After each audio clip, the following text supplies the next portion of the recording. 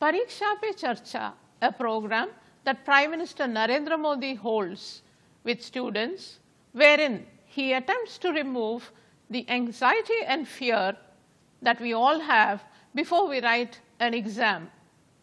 So why do we have this anxiety and fear? Is it because we haven't studied well? Or even the child who is completely prepared for the exam also face anxiety and fear? To tell us all about it, we have in our studios Dr.Sunitha Devi, a rehabilitation psychologist. Dr. Sunitha Devi is a PhD in psychology. Welcome to our studio, Dr. Sunitha. Thank you, Pariksha ji.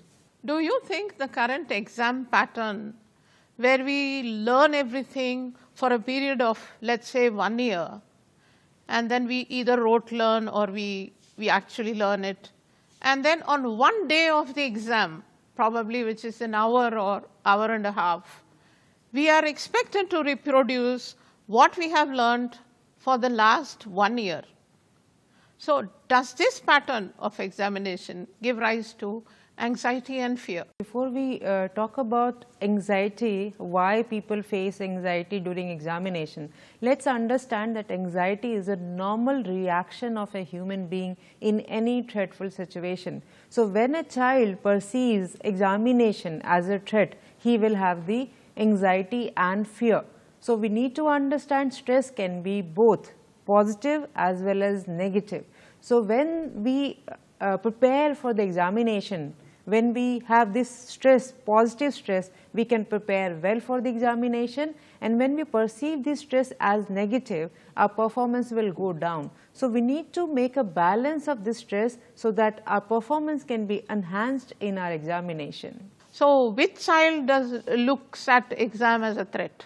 Wonderful, Surekha. When you are saying that a child who is well prepared, definitely he will not perceive it as a threat, because he has already prepared and he knows what to answer, how to answer, when to go for the revision, how to revise and how to write in the examination. So the one thing which they need to prepare is or focus on is preparation. So well prepared child will have less anxiety. So now we will talk about how a child can prepare well. So when you know that examination is going to happen, why not start from starting the preparation? So you have the schedule of your examination, you have the paper 1, 2, 3, 4, you will have the date sheet. So you have to prepare from the backward. So the last paper you start preparing now. So by the time the first date for the examination comes, your preparation is there for that particular subject. How well do we prepare, so that we feel less stress in examination? If the student keeps along with the curriculum right from day 1 of his course, he will be less anxious during examination? Definitely. Here we need to focus that the child has to understand, not even child here, our education system, the way we teach, the teachers, the way they teach is important to focus upon, because when we are teaching, we are just making them understand the concepts, what is there. But if you cannot relate those concepts in the child's day-to-day life, then it will be burden on the child's short-term memory. He will not understand how I can apply this. So in order to make the child learn and understand better, it is very important to focus on application part. Whatever the child is learning in the classroom, he has to apply and connect that information in his or her day-to-day life. Then once he understands, he will not have to go for the rote memory or memorization. It will take less time to remember. It will, he'll not forget. He'll easily recollect when there will be examination. So the problem is basically the way we learn. We learn only for examination without failing to understand that whatever we are learning, it is basically to improve our life, the quality of life. So whatever we study in science, in social sciences or Hindi or English, we are using that information to make a human life better. But the purpose of education has been defeated only when we focus on the marks without focusing on learning. So if the teacher make the child understand how this learning is going to help the child in the classroom and outside the classroom, the child will have the interest and he will understand the concept and he will prepare well and he will do well and he will be looking forward for the classrooms, for the school as well as for the examination. Are you saying that there should be changes in teaching methods? Our new education policy is also talking about application based teaching, because if whatever the child is learning, whatever information he is collecting in the school system or in the classroom, what is the use of that application, what is the use of that information, how we can apply. So, if the child starts focusing on applying that information, it will not be difficult for him to understand the concept and understand the examination, the purpose of examination and write. So, we need to focus on connecting how the child is learning in the classroom, connect it into his day life and make it more concrete, make it more hands-on experience, because when we have kinesthetic memory, which is called every part of your muscles, every part of your body has muscles and muscle has memory. So, when you do something you never forget, and that is why the importance of laboratory hands-on experience we have in the science and other subjects, because the child will learn forever, it will not be only for the examination. So, we need to understand that we all have 5 senses, which is called in 5 Gyanindriya, From these 5 senses we collect the information which is happening from our surrounding. We can use auditory, so the child sometimes repeat again and again and then he is hearing or listening himself, then he can remember better. Then we all have heard from childhood that you must remember by writing, you just write and then remember. So, when we are writing, it is going in your kinesthetic memory. Your hands will help you to understand and memorize the material better. So, teachers need to understand that if we use multiple methods to teach the child, any child, whether it is a normal child or special needs child, will do it much better in the classroom and understanding the concept. You have touched upon new education policy and you have also said how it attempts to remove anxiety and fear.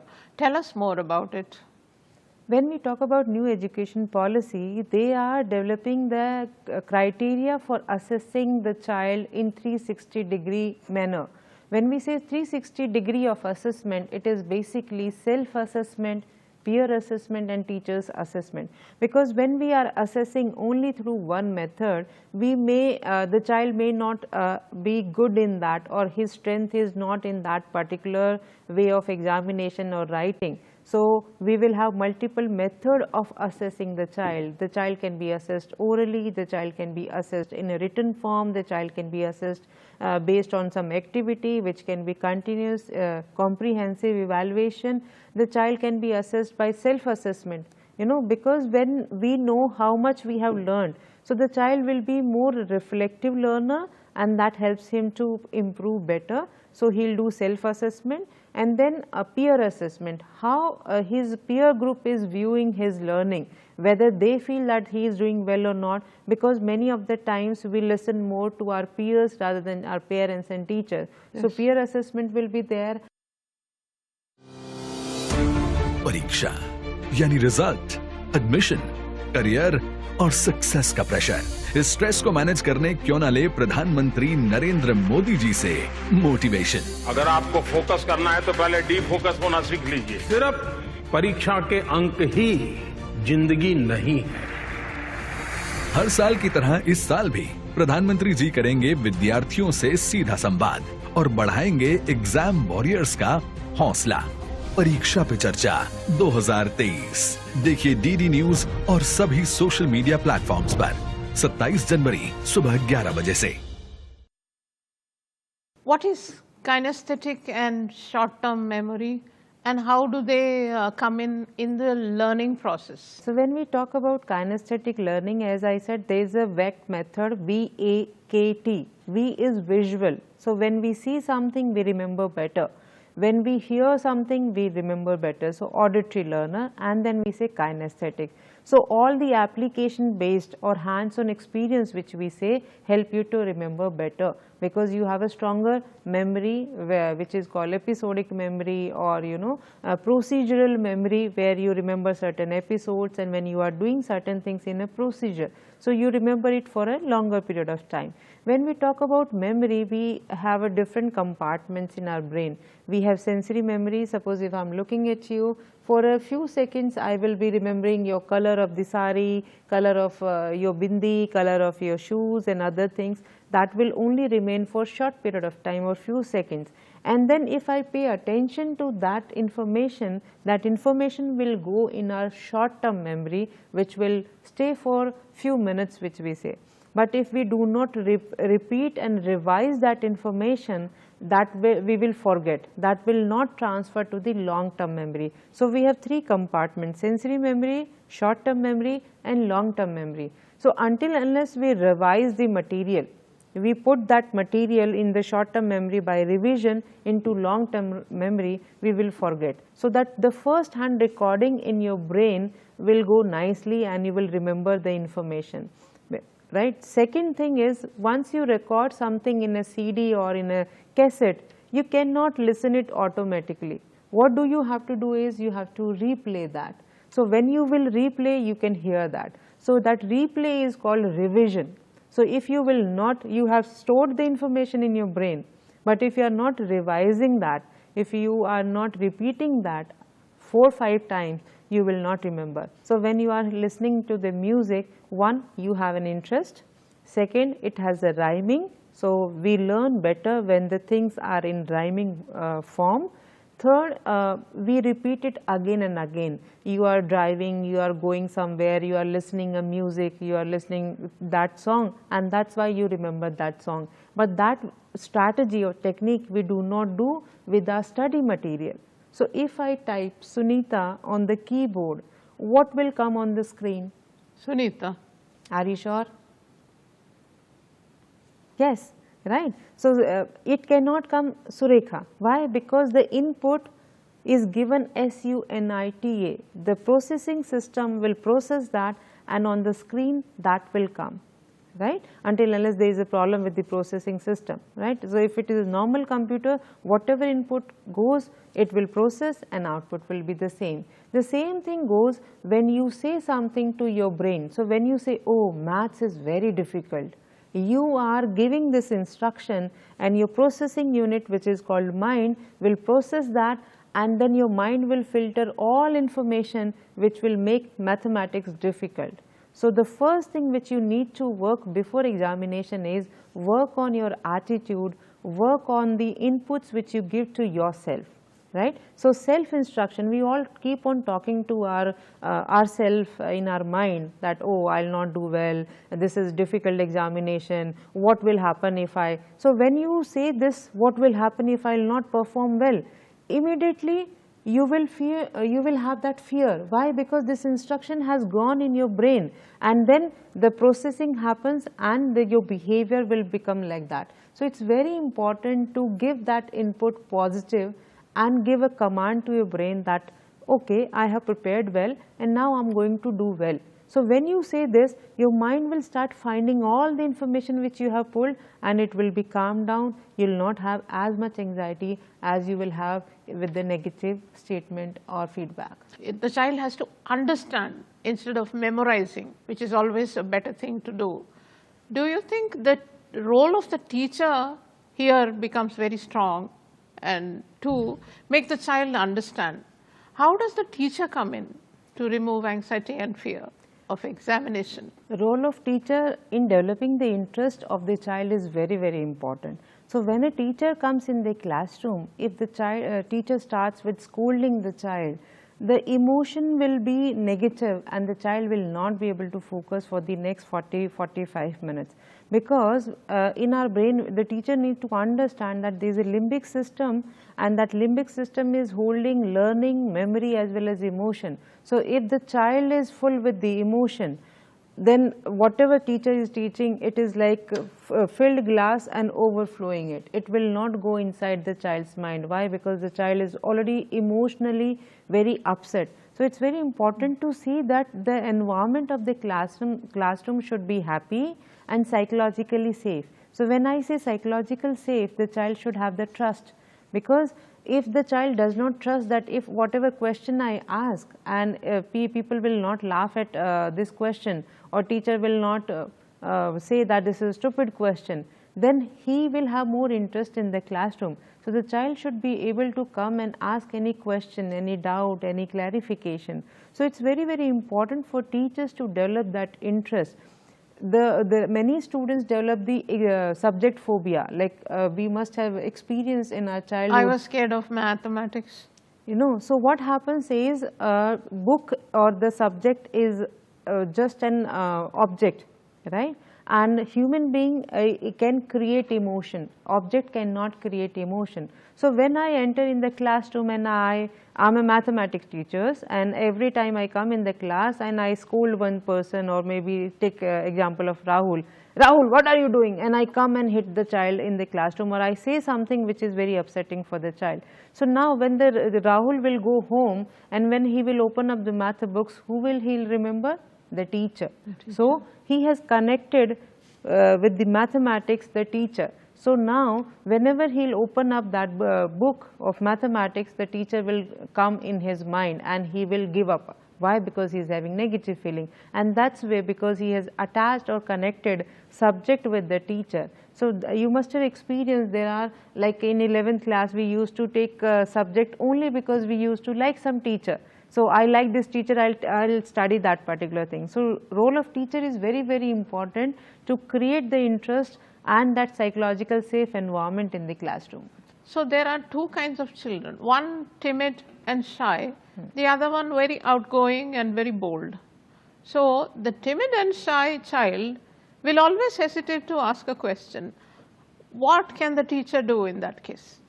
Very important question, where it brings the importance of life skills. So when we talk about subjects, so in school it's not only developing the child and having the information, so he will become doctor, he will become engineer, he will become lawyer, giving only information. We are developing holistically, a child is developing holistically in the classroom. So we work on the developing personality of a child. The child should be able to open up and speak whenever. So we work on the timidness and the shyness and all. So if the child is having the trust and that faith in the teacher, that he'll overcome on that shyness and timidness also. So it is not only important to give the information regarding the subject, we have to develop the life skills which help the child to live life efficiently and effectively. For example, good communication skills, self-awareness, how to manage emotions, how to manage anger, how to think critically, how to solve problems. Because we are able to give the child information, okay, how you study biology, how you study mathematics, and they clear NEET examination, they clear JEE examination and all, and then after some time they end their life because they are not able to take that pressure and that stress in life, because we have not prepared the child for dealing the life effectively and efficiently.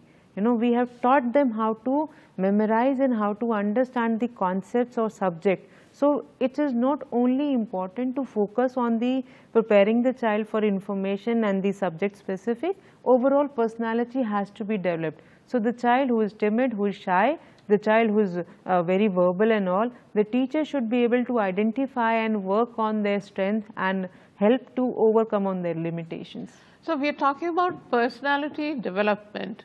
Do you think there is a role for the parent also here?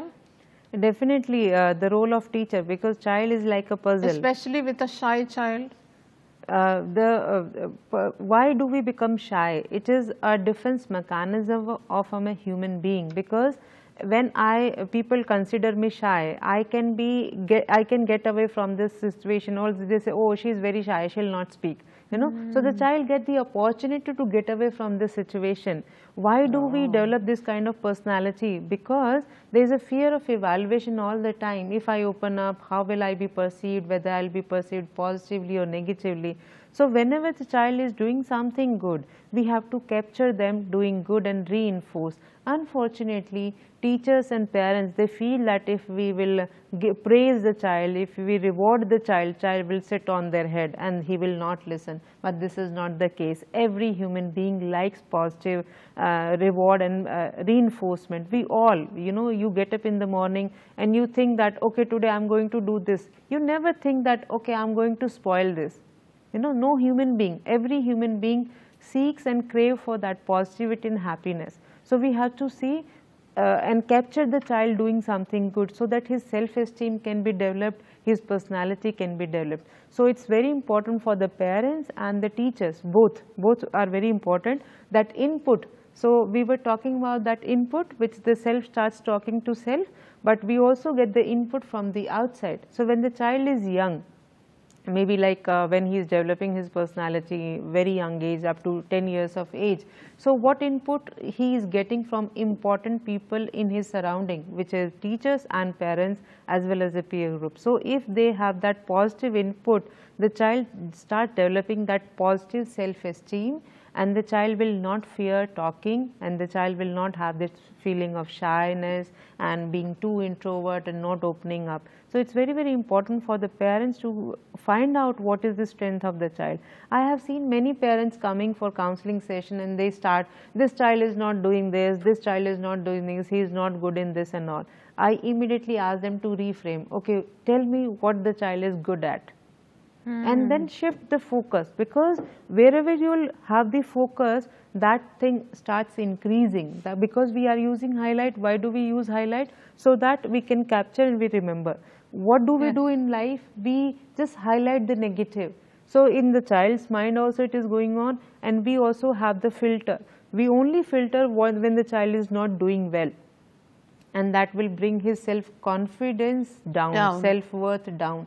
So it's important. So if I ask you a question, there is a small line, you cannot touch this line because CBSE says and all education board says that you can't beat the child, you can't touch the child, you can't say anything bad, and that's the reason we should not give the negative inputs to the brain, because it processes in the same way. So if you have a small line and you have to make it shorter, how will we make? Everyone will answer immediately that you put a bigger line in front of that small line. We all know, but we do not do. So this, when we say bigger line, it means we start reinforcing the strength of the child, what he is good at. The negative points will automatically go down. But we use the opposite strategy. We focus on negative and then it starts increasing. So if you want to change the behavior, if you want to increase the self-esteem of the child, find him doing good, find what he is good at, and just highlight that. And believe me, he will be doing amazingly in all spheres of life, not only during examination only. When we talk about drawing the bigger line to bring it from negative to positive, do we also, is this also a method to remove fear of evaluation? A bold kid is not afraid to be evaluated, whereas the shy kid is. So does this also remove the fear of evaluation? Definitely, this is one strategy to take out the fear of evaluation in the child, because he knows that I have something positive, I have something to do in my life better. And one more important point here is that whenever we why do we have these so much of examination and fear and anxiety during examination? Because we do not have a backup plan. So always help the child to have 1, 2, 3, 4 backup plan options, because during the 10th class and 12th class board examination, they'll say, okay, what will you become? I want to go for JEE. Okay, if because we have limited resources and there are so many people to compete for those limited resources. So we say that, okay, if not JEE, then what will the second option? So if the child is having second or third option plan in his or her hand, he will do much better, because he knows that, okay, if I do not get this, I have something which is related, which I really like, and I can go for this also. So it's very important to have options in life, because there are many factors which are working on achieving your goal. It's not only your efforts and your thing. You give your 100% effort to your first goal, but there are external factors which may not help you or may not allow you to achieve your goal. So you have second option, third option, fourth option. So when you have options in life, you will not be as stressed and as anxious as you are when you are having no options or no plan, backup plan in your life. Unfortunately, we have also noticed cases where a sensitive child failing in an exam has suicidal thoughts or even attempts it. Now, how do we combat that? It's a serious issue. It is a very serious issue because every life is important. Every human life is important. So we have to take care why the child is having these thoughts, and even if these thoughts are there, how we can handle. So the first thing to identify the child who is having suicidal thoughts is we have the 3 triangle. We say feeling of worthless. When we say that I'm not worthy, I cannot do this, and that's why we were focusing on increasing the self-worth of the child by focusing on the positive. So if the child is having worthless feeling, if the child feels this situation is not going to change, hopeless feeling, and if the child feels that no one can help me, that helpless feeling. So if you talk to the child and you find out that this child is not having any hope, the child is not talking about that I can't be helped, nothing can be helped and all, these are the signs where, or if the child is having lots of change in his routine, he doesn't sleep or he sleeps too much, or maybe the appetite, his feeling hunger is too much or less, or he starts going alone, does not interact much, he is losing his interest in the hobbies, the things which he used to enjoy. So we have to be very careful and we have to watch for these red signals or these symptoms where the child is asking for help. So if we reach out to the help and increase his self-worth and show him that every situation can be taken care of and we are there is a support system. So the child feels very lonely, he feels there is no one to support him, then the child will have these kind of thoughts. So it's very important to identify these feelings and help the child. If you are not able to help, please seek the professional help. During examination, there are CBSE's helpline number, there are professionals, counselors. You will have the list of professional counselors on CBSE helpline and other educational board online helpline as well. So please seek out the help and take the support, and with the support these children can be saved and can be living their life happily. Parental pressure is very high, one must say. In this day and age where competition is, hit sky high, unless you get a %, you are not getting into the best institutions and the premier institutions. Yeah. So the challenge is for the parent always wishes good for the child, not the parent's fault. So how does he temper the pressure? If we at all we call it pressure, should we call it pressure or should we call it, sit with the child, make him understand that it is important for every child to make a career as an adult and do something that he likes. So I think this anxiety of the parent can be channelized in a very positive and safe way to impress upon the child and to remove any kind of pressure while choosing a career. Definitely, parents play a very important role in understanding these examinations and fear and all, because too much of parental pressure. So when we say too much of parental pressure, as you rightly said, no parents wants to do any harm to the child knowingly, unintentionally, unknowingly. Sometimes they have too much of expectations. So we have to have a realistic expectations, number one. Number two is when we talk about comparison, the parents tend to compare. Okay, your elder brother is doing this, or your neighbor's child is doing this, why you are not doing it. We need to understand the individual differences. In your family, you may have 2 kids, both parents are same, home situation is same, school environment is same, still you will find they are very unique. And crores of people are there in this world, everyone is so different. This is the law of nature. So you need to identify the strength of the child, what he is good at, what is his wishes, because if you force upon your wishes on the child, what about the child's wish, what about, it is his life, it is her life. And you need to also understand that, okay, he wants to make you happy and he goes with your choice, but you are not going to go for the job in place of him. It is him or her who has to go for the 9 to 5 job or whatever work. So why not the choice of the child? Simple example, if I take, any guest comes to your home and you ask a simple question, what would you like to take? Why don't you, you know, we give that preference to the guest, you know. Why don't you just ask, okay, the bitter gourd or the bottle gourd juice is very healthy for you, you take this only.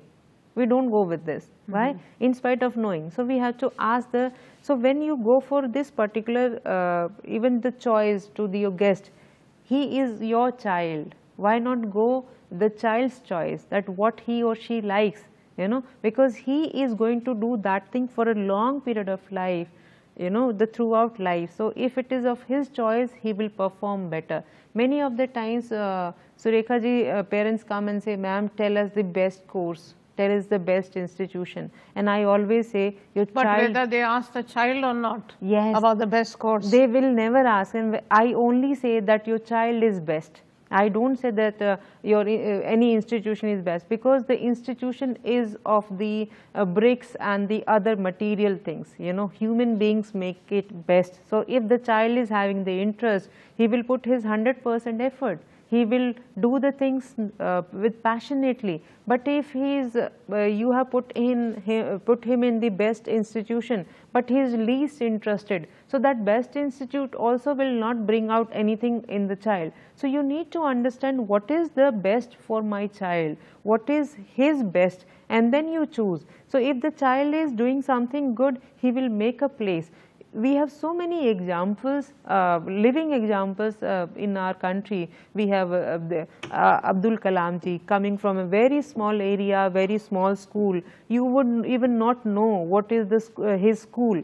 And now we just go in a rat race, what is the best school, what is the best engineering college and all, but he has become the President of India. So it is the child's interest which we should focus upon rather than the best institution or the best course or the study and what other person is doing, because when we do the comparison, we bring down the potential of the child, we bring down their worth to the very low esteem, and inferiority complex happens in the child.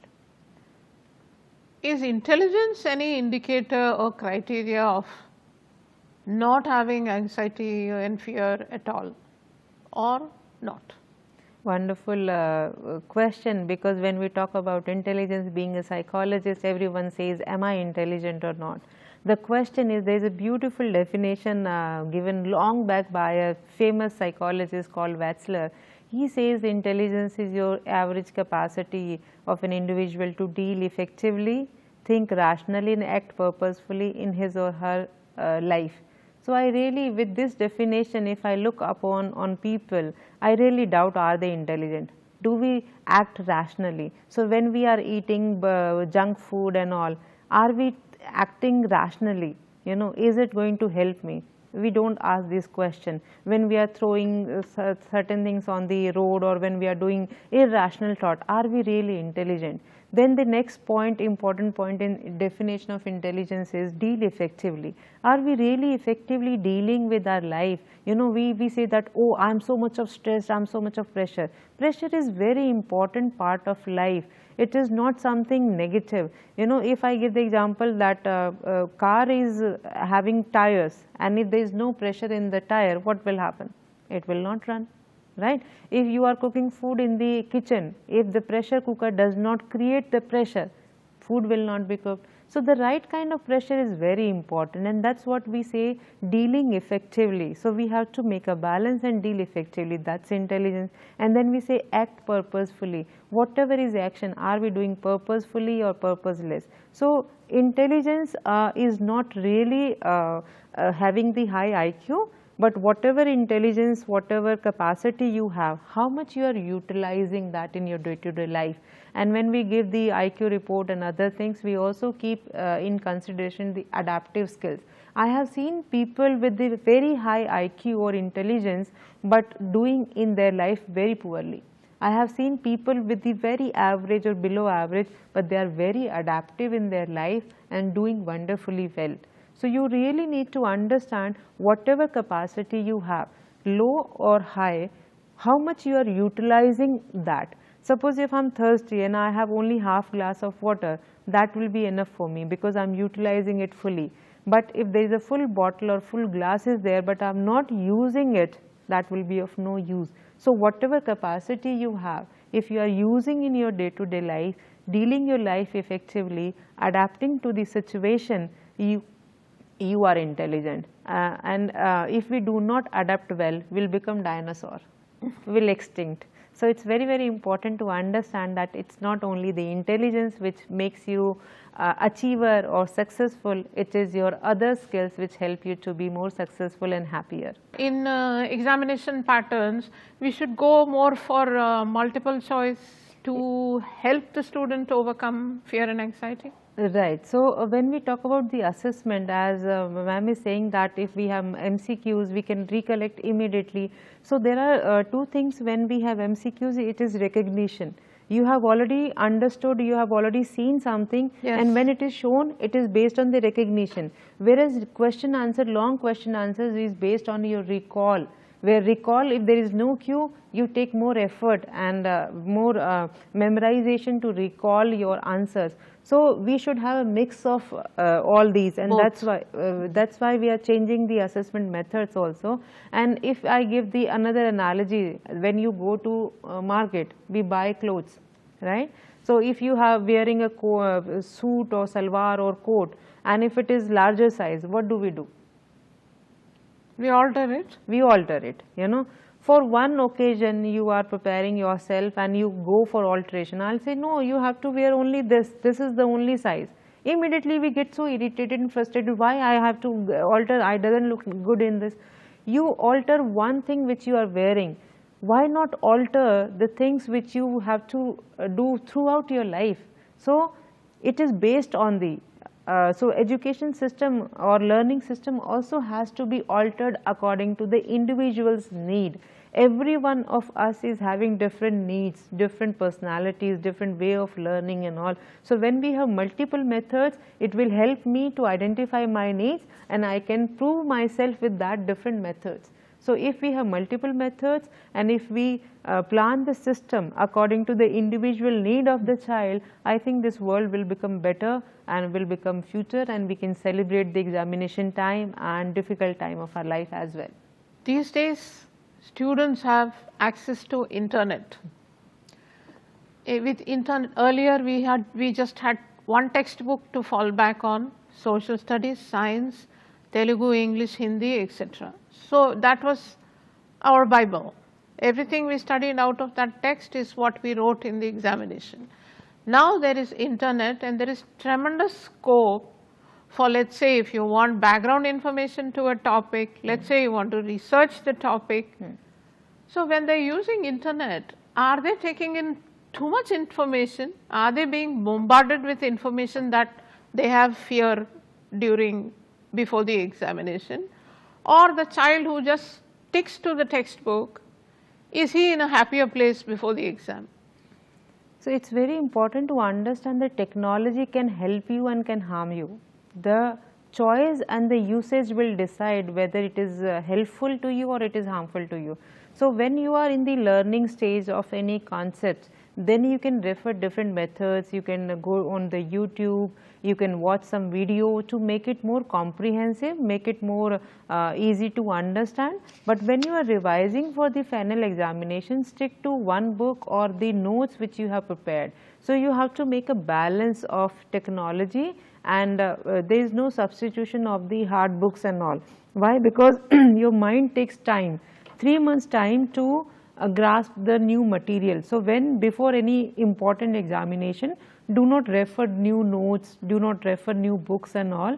So as I said that during only learning stage, when you are understanding or learning any concept, then you can definitely refer different YouTubes or different ways of getting the information, very good. But too much of information sometimes harm you, because you have to understand whether the source is genuine or not. So whenever you are referring the Google or any site, so you have to see whether it's an authentic source or not. So authentic source will be more governmental organizations like NCERT or any educational board which you are referring to. So go on to their site, refer to that material, because on Google anyone can put any material. So authentic source, number one. Number two, during the learning stage you can have different sources to have the information and clear your concept, but during examination stick to your notes or stick to your textbook which you are referring throughout a year. I remember talking to one parent who was sending the kid to school. So the kid had an exam.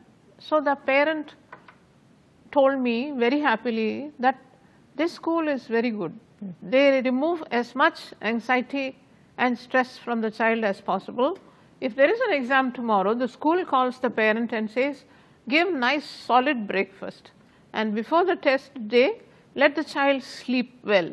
Let him go to bed early and let him get up whatever time that he gets up, give solid breakfast and just send the kid to school without talking about the test and etc. So is that a good approach? Definitely parents play a very important role in creating and diluting the fear, because if the child is having a good night sleep, we need to understand that the parents has to set the routine of the child, not only during examination, throughout. So if the child is following a particular schedule, particular routine, his learning will be better. So if the child is sleeping say around 10 o'clock and he is getting up 6 o'clock, 7 to 8 hours, so any important learning, so he will be able to concentrate in the classroom.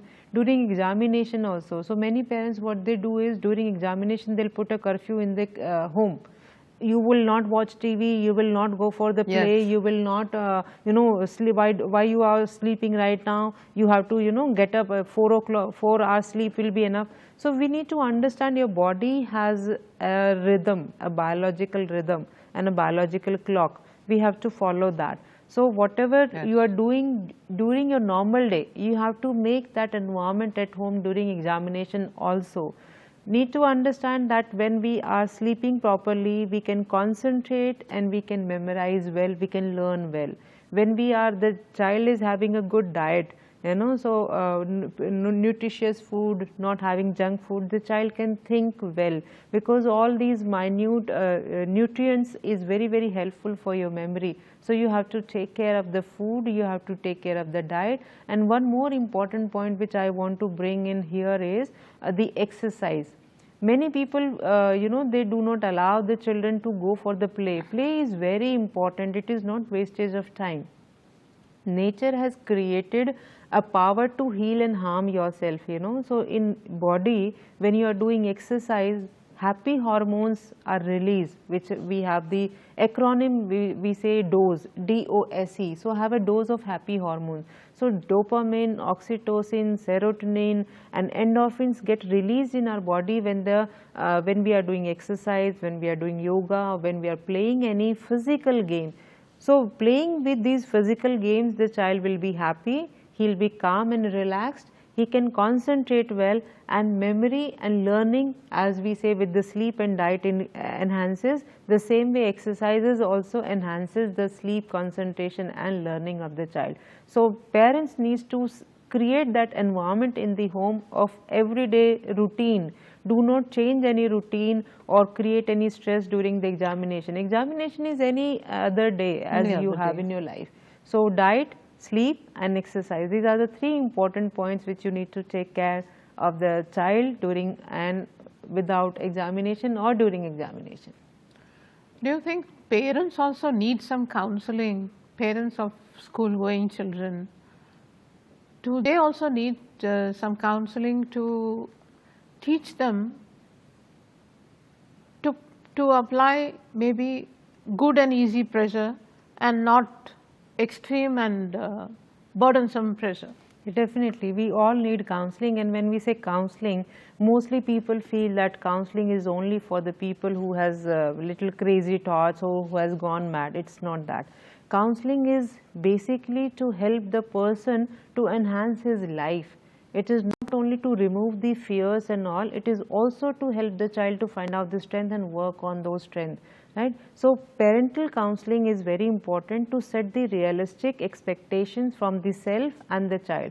Sometimes when I talk to the mothers and all, they feel that I have not done this, I should have done this, I should take the leave from my office and I should spend more time with the child. They will have lots of guilt. To overcome on that guilt feeling, they'll do something, give more gifts, more materialistic approach towards the child and all. So, we need to understand we are human beings, we all have our fears and doubts. So, if you have fear and doubts which is hampering you, you need help and support from outside. Earlier the support and outside was your family, your relatives and all, but nowadays being a nuclear family, everyone is having the jobs and other things, we are not having the social support system. So, as a parent you need to set realistic expectations, need to deal with your own fears and anxieties, because your fears and anxiety will transfer in the child. So, if you are calm and relaxed, the child will be calm and relaxed. If you yourself is very anxious, the child will be very anxious. You will transmit it to the child. Definitely. The tension and the anxiety. Definitely. During one of the episodes of Pariksha Pe Charcha, the Prime Minister advised the students to celebrate exams as a festival. Please elaborate. So, when we say celebrate, for example, if we celebrate Diwali, Christmas and all, so basically one thing, if I can conclude also with this beautiful line, that we should celebrate examination. When we say that okay, Diwali is coming or Christmas is coming, we all are being psychologically ready to celebrate and looking forward for that particular event. So, when we say, oh, examinations are coming, this is one opportunity to go in the another class. So, when you think in this way, you will prepare yourself better, that anxiety level will come down. So, this is one.